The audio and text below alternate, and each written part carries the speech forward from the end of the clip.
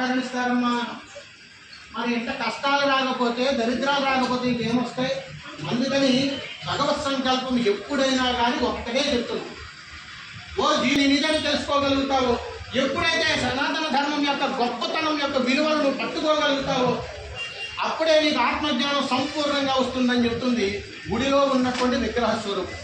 కనీసం ఆ గుడిలో ఉన్నటువంటి ఆత్మజ్ఞానం కూడా మాట్లాడలేదు. ఎందుకంటే ఎందరో మంది మహానుభావులు ఒక్కొక్కరు కాలం చేసిన తర్వాత ఆత్మజ్యోతిగా వెలుగొందుతూనే ఉంటారు. కానీ మనం ఆత్మలుగా ప్రాతాత్మలుగా వెలిగించే జ్యోతిలో అన్ని నాకే కావాలంటాం. వాడు వెలిగించే జ్యోతిలో ఏది నాకు వద్దు, ఈ వెలుగులో ఉన్న వాళ్ళు అందరూ బాగుండాలనుకుంటారు. అంత సాధు సంతుల సత్పురుషుల యొక్క దర్శనం పునర్దర్శన ప్రాప్తిరస్తు, పునర్జన్మ ప్రాప్తిరస్తు, సర్వ కర్మ మోక్షణ. అంటే నాకు మోక్షం ఎక్కడ దొరుకుతుందండి, ఎలా దొరుకుతుంది?